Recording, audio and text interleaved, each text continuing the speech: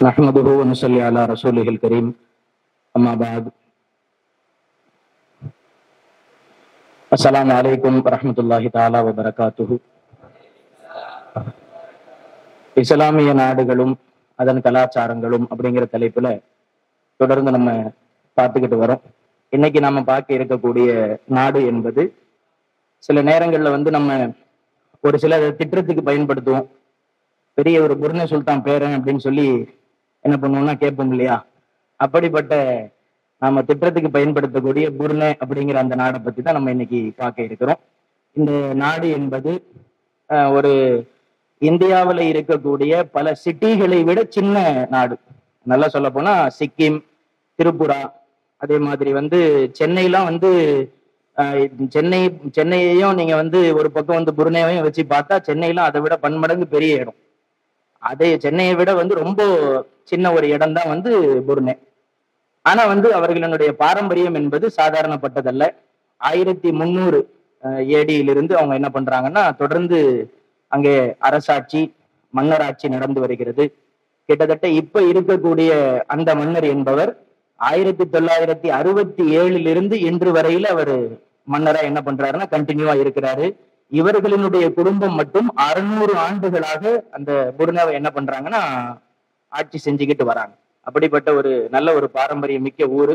இன்னைக்கு நம்ம இரவு உணவாக எடுத்துக்கொண்ட சேமியா கூட புர்னே நாட்டினுடைய ஒரு வகை உணவு தான் நம்ம என்ன பண்ணோம் இன்னைக்கு நம்ம சாப்பிட்டோம். நம்ம சும்மா சேமியா அப்படின்னு அசால்ட்டா சொல்லாம இனிமேல் நாங்க புர்னே நாட்டினுடைய உணவு சாப்பிட்டோம் அப்படின்னு நம்ம என்ன பண்ணிக்கிறலாம் சொல்லிக்கிறலாம். அப்படி இந்த ஊருக்குன்னு சில உணவு பாரம்பரியங்கள் சிலது இருக்குது. அதே போல் ரிச்சஸ்ட் கண்ட்ரி, ஏசியாவிலேயே அதிக பர் கேபிட்டா இன்கம் இருக்கக்கூடிய நாடுகள்ல செகண்ட் பிளேஸ்ல புர்னே இருக்கு. ஃபர்ஸ்ட் சிங்கப்பூர், ரெண்டாவது புர்னே. அந்த அளவுக்கு அங்க பர் கேபிட்டா இன்கம் கூட. ஆயில், கேஸ் இது அந்த நாட்டினுடைய ரொம்ப முக்கியமான வளங்களாக கருதப்படுது. இந்த அரசரை பத்தி, இந்த மன்னரை பத்தி நம்ம என்ன பண்ணணும்னா பார்க்கணும். எக்கனாமிக் டைம்ஸ்ல பதிவு செய்யப்பட்டது, பொய்யா சும்மா அப்படியே புருடாவா என்ன பண்ணலன்னா சொல்லல. கிட்டத்தட்ட இவருடைய சொத்து மதிப்பு $30 மில்லியன் என்று சொல்லப்படுகிறது. $30 மில்லியன் அப்படிங்கிறது கிட்டத்தட்ட 262 கோடிகள், 262 crores, அவ்வளோ செல்வம் அவர்கிட்ட என்ன பண்ணுதுன்னா இருக்குது. கிட்டத்தட்ட ஒரு 1700 கார்கள் அவர் வச்சிருக்கிறாரு. 600 ரோல்ஸ் ராய்சி கார் அவர் வச்சிருக்கிறாரு. அதே மாதிரி அவருடைய பேலஸ் இருக்குது. அந்த பேலஸ் அப்படின்றது 1984 உருவாக்கப்பட்டது. அந்த பேலஸினுடைய அளவு அப்படிங்கிறது கிட்டத்தட்ட 2 லட்சம் ஸ்கொயர் ஃபீட்ல கட்டப்பட்ட பில்டிங். ஒரு 3000 அல்லது 2000 சதுரடி அல்லது 1500 சதுரடி கட்டுறதுக்குள்ள நமக்கு மூச்சு போய் மூச்சு வந்துடும்.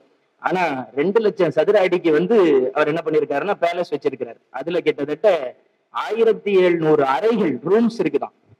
அவங்களுடைய கெஸ்டுங்களுக்கு அப்படின்றதுக்காகவே தனி அரண்மனையாகவே உருவாக்கி என்ன பண்ணிருக்கிறார், வச்சிருக்கிறார். அந்த அரண்மனைக்கு உள்ளேயே 110 கார்கள் நிப்பாட்டுற அளவுக்கு கேரேஜ் அவர் என்ன பண்றாரு, வச்சிருக்கிறார். தங்கத்தாலான கை கழுவக்கூடிய நம்ம என்ன சொல்லுவோம் வாஷ் பேசின், அதை என்ன பண்றாருன்னா தங்கத்திலேயே அவரு வச்சிருக்கிறார் அப்படின்னு சொல்லப்படுது. இந்த நாட்டுல கிட்டத்தட்ட 82% முஸ்லிம்கள் வாழ்றாங்க. மற்ற சீனர்கள் சில பேர் வாழ்றாங்க. அதே போல இன்னும் கிறிஸ்டின்ஸ் சில பேர் வாழ்றாங்க. இப்படி பல்வேறுபட்ட மதத்தவர்கள் அந்த நாட்டுல இருக்கிறார்கள். யார் வேணுமானாலும் அந்த நாட்டுக்கு எளிமையா ஒர்க் விசா அல்லது விசிட்டிங் விசா அந்த மாதிரி எடுத்து போகக்கூடிய அளவுக்கு எளிமையான ஆக்சஸ் இருக்கக்கூடிய நாடு.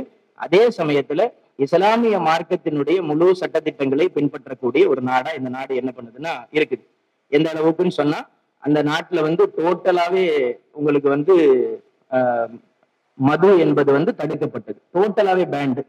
ஒருவேளை மாற்று மத சகோதரர்கள் குடிக்கணும் அப்படின்னு அவங்க விருப்பப்பட்டாங்கன்னா ஒரு ஆளுக்கு 15 பாட்டில், அதிகபட்சமா 15 பாட்டில் அவங்க என்ன பண்ணிக்கலாம், வேற நாட்டுல இருந்து வாங்கி பயன்படுத்திக்கலாம் அப்படிங்கிற சட்டம் அவங்க நாட்டுல என்ன பண்ணிருக்கிறாங்க. அதுவும் அவங்களுடைய பேர்ல அவங்களுக்கு மட்டும் அவங்க வாங்கிக்கலாம் அப்படின்ற மாதிரியான சட்டத்திட்டங்களை வைத்து வாழக்கூடிய ஒரு நாடு. சின்ன நாடு தான். ஆனா அவங்களுடைய இம்பாக்ட், அவர்களுடைய அந்த லைஃப் ஸ்டைல் அப்படின்றது ரொம்ப லாவிஷான, உலகத்துக்கே சவால் விடக்கூடிய அளவுக்கு 7வது மிகப்பெரிய ரிச்சஸ்ட் கண்ட்ரி அப்படின்னு சொல்லப்படக்கூடிய அளவுக்கு அவர்களுடைய வாழ்க்கை அமைப்புகள் இருக்கிறது. அல்ஹம்துலில்லாஹ், அல்லாஹ் சுப்ஹானஹு வ தஆலா இதை போன்ற மற்ற நாடுகளை பற்றியும் அவர்களுடைய கலாச்சாரங்களை பற்றியும் தெரிந்து கொள்ளக்கூடிய நல்ல வாய்ப்பை நம் அனைவர்களுக்கும் தந்தல் புரிவானாக. அஸ்ஸலாமு அலைக்கும் வரஹ்மத்துல்லாஹி.